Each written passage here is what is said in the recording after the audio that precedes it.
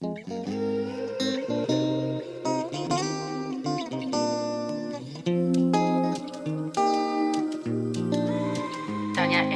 M. Il y a des années que j'ai rencontré mon bien-aimé. Contre toute attente, on a fini par se marier. Il est ma moitié.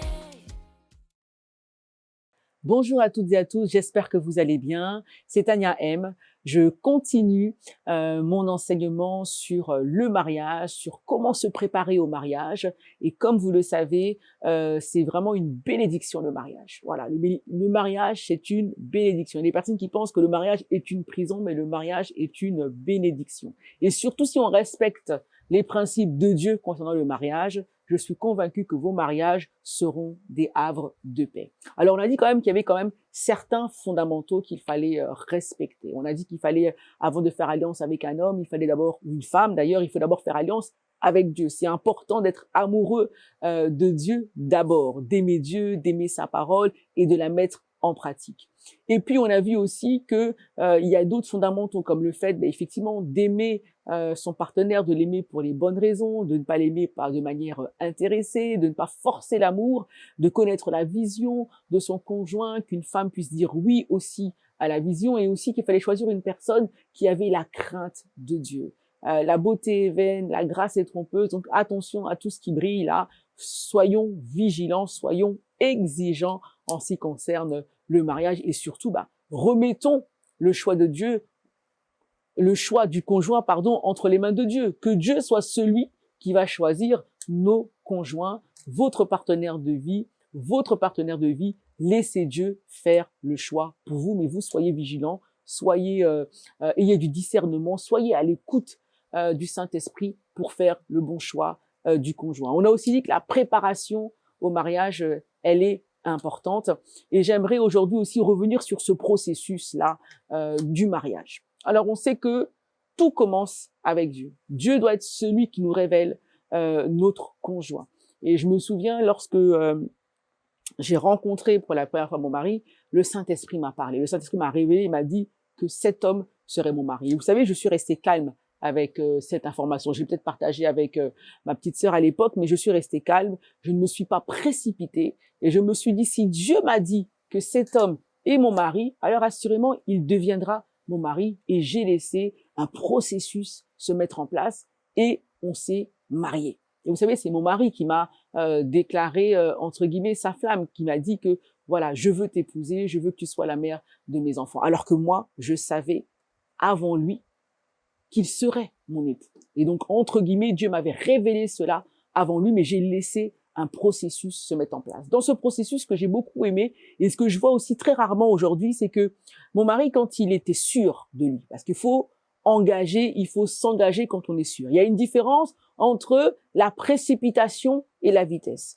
On se précipite quand on n'est pas sûr, on n'a pas bien préparé les choses, et quand on se précipite, les choses ne se passent pas comme il faut. Mais quand on est sûr, il n'y a aucun souci à aller vite, c'est-à-dire à prendre de la vitesse. Voilà. Quand on est sûr, quand on s'est préparé, on a fait en sorte de valider un certain nombre de points, quand on est sûr, il faut y aller. Il faut y aller. Et c'est ce que mon mari a fait.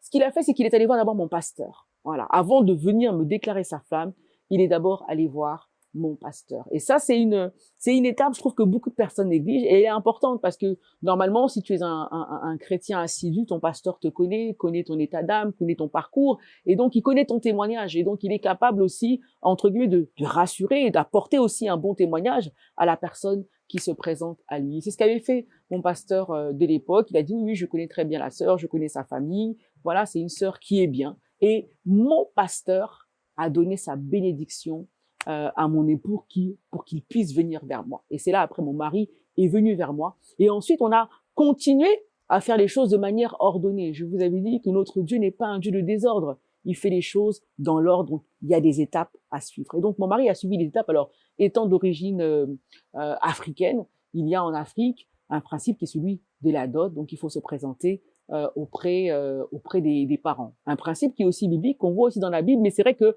aujourd'hui, dans le monde dans lequel on vit, dans l'ensemble des continents, c'est pas forcément un principe qu'on retrouve partout, mais on le retrouve notamment aussi encore en Afrique. Et donc, la Bible dit dans Hébreux chapitre 13 au verset 4 que le mariage soit honoré de tous. Donc, on doit honorer aussi nos parents, et c'est un honneur que d'aller voir les parents de la femme que vous souhaitez épouser pour que les choses se fassent effectivement dans l'ordre. C'est ce que mon mari a fait.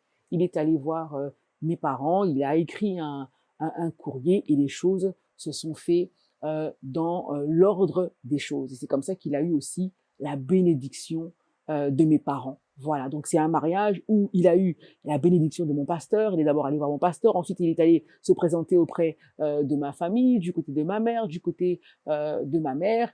Il y a eu la dot et ensuite on a continué de faire les choses dans l'ordre. Nous sommes allés aussi devant l'état civil parce que c'est important aussi que ce mariage, c'est bien, il y a des personnes qui font la dot, mais il y a des personnes qui n'ont pas allé jusqu'à le mariage à l'état civil. Or, il faut que ce mariage soit honoré de tous et l'État aussi doit pouvoir attester que oui, vous êtes la femme de quelqu'un ou vous êtes le mari de quelqu'un. Donc, on est allé ensuite à la mairie et enfin, nous sommes allés devant l'église parce que il faut savoir que l'église ne marie pas, mais l'église bénit. Alors, une affaire, une histoire d'amour qui a commencé avec Dieu, ben, ça se termine avec Dieu. Il est l'alpha et l'oméga de ce processus. Et donc, nous avons fini par nous marier aussi à l'église. Donc, notre bénédiction nuptiale à l'église. Et nous avons pu effectivement célébrer le mariage avec nos amis, nos parents, avec toutes les personnes que nous apprécions. Et ce mariage a été vraiment une véritable bénédiction jusqu'aujourd'hui. Et je pense aussi que le fait d'avoir fait les choses dans l'ordre, c'est important. On voit des personnes qui, entre guillemets, j'ai envie de dire, brûlent les étapes ou prennent des catisages. Voilà, ça, c'est un terme qu'on utilise souvent au pays, on va catiser. Donc, c'est quand on n'a pas envie, par exemple, de faire face aux embouteillages. Donc, on va essayer de prendre des petites routes à côté pour éviter les embouteillages. Mais j'ai envie de dire que parfois, il faut aussi être patient.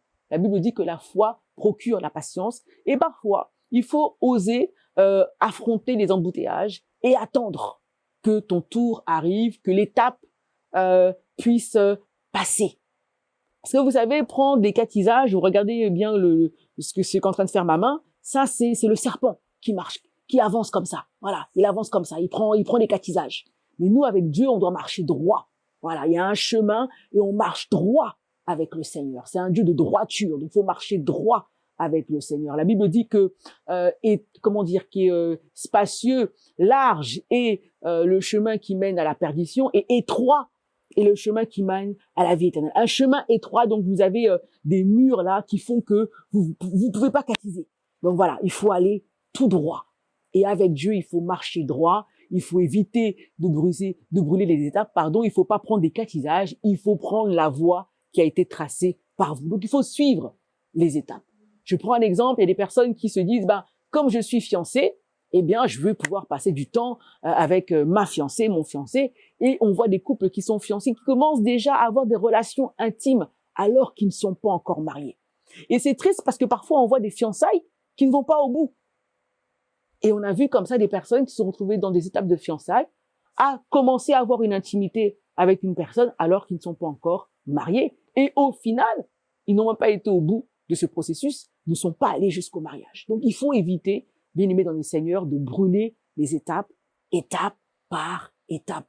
Dieu est un Dieu d'ordre. Donc faisons les choses dans l'ordre, ne soyons pas pressés, on fait la course avec personne, il n'y a personne qu'il faut impressionner, il faut être en ordre devant Dieu. Parce que le mariage, c'est une institution divine et nous devons honorer notre Dieu au travers de sa parole en la mettant en pratique. Donc ne brûlez pas les étapes. Les fiançailles, c'est les fiançailles et j'interpelle aussi, il ne faut pas que les fiançailles durent trop longtemps. Vous êtes sûr de la personne, vous êtes fiancé, c'est-à-dire que vous vous êtes présenté auprès des parents. Lorsque vous êtes un chrétien qui va régulièrement à l'église, dans votre église, on sait aussi que le bien-aimé, la bien-aimée est fiancé. On vous a présenté à l'église de manière officielle. On sait que ce couple est dans un processus pour le mariage. Mais il faut pas que cette période dure trop longtemps. On voit des fiancés 1 an, 2 ans, 300. Mais qu'est-ce que vous attendez? J'aimerais interpeller aussi le peuple de Dieu. N'attendez pas d'avoir des millions pour vous marier. Il est préférable d'honorer Dieu, d'être en phase avec sa parole plutôt que d'être dans le péché en attendant d'avoir l'argent pour se marier. Faites même un petit mariage, c'est pas très grave. Vous aurez l'occasion de fêter vos 5 ans, vos 10 ans, vos 15 ans, vos 20 ans de mariage avec les moyens que vous aurez plus tard. Donc, n'hésitez pas à faire les choses de manière simple. Le principal, c'est d'honorer Dieu et sa parole. Donc, ne brûlons pas les étapes. Les fiançailles, il faut pas que ça dure trop longtemps et il faut rentrer dans le processus du mariage. Si le mariage nécessite d'aller voir les parents et de, entre guillemets, payer la dot, faites-le. Allez à l'état civil et soyez bénis dans la maison du Seigneur. Respectons ces principes. J'aimerais dire aussi aux enfants de Dieu, évitez le copinage. Le copinage, c'est une étape entre guillemets, qui ne devrait pas exister dans ce processus. Le copinage, c'est quand on sort ensemble, on n'a pas été de manière officielle présenté aux parents, l'église aussi n'est pas au courant, mais vous avez comme ça une petite copine, un petit copain, vous dites, c'est mon fiancé, on va se marier, vous vous êtes fait la promesse, mais vous n'avez pas respecté les étapes. Donc, évitons ça quand on est enfant de Dieu. Ça, on pouvait le faire quand on était dans le monde, on n'était pas éclairé, on n'avait pas la connaissance. Et lorsque vous avez accès à la connaissance, faisons les choses de manière ordonnée, ne brûlons pas les étapes. Tu peux pas juste avoir une copine, une personne que tu aimerais bien épouser et puis tu commences déjà à avoir de l'intimité avec cette personne alors que clairement, les choses ne sont pas encore officielles. Voilà. Vous savez, quand on est en Christ, on doit aimer la vérité. Et la vérité, c'est aussi la transparence. On ne doit pas se cacher. On doit pouvoir, bien aimer, dire les choses parce que on fait bien. Voilà. Et on est exemplaire de notre manière de faire. Les fiancés qui restent fiancés pendant des années, je ne vous encourage pas. Vous êtes fiancés, allez au bout de ce processus-là. Ne restez pas fiancés trop longtemps. Si vous êtes sûr de la personne, allez-y, mariez-vous. Mariez-vous, bien-aimés dans le Seigneur. Respectez le processus. Voilà, ne brûlez pas les étapes. Notre Dieu est un Dieu d'ordre. Faites les choses étape par étape. Honorez les parents, honorez les serviteurs de Dieu. Soyez exemplaires dans le cadre du mariage. Voilà, c'était un peu mon message pour aujourd'hui. Le fait de bien suivre les étapes. Notre Dieu est un Dieu d'ordre. Suivons le processus et surtout, je ne cesserai de le dire, le temps de la préparation est vraiment important. Ne le négligez pas. Voilà, vraiment que le Seigneur vous bénisse. Shalom, shalom chez vous et je vous dis à très bientôt pour la suite de notre enseignement. Comment faire pour que mon foyer soit un havre de paix. Que Dieu vous bénisse.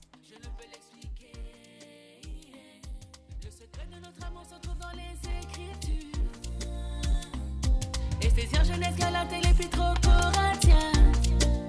Jésus est le chemin, qui nous a fait du bien, Notre alliance avec lui a bien porté ses fruits. Je l'aime mon bébé, c'est mon Dieu qui me l'a donné. Je l'aime mon bébé, je ne peux plus m'en passer.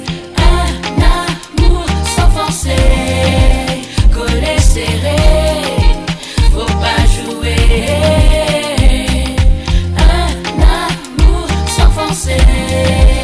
Pour mon bébé que Dieu m'a donné. Je l'aime mon bébé, je l'aime mon bébé.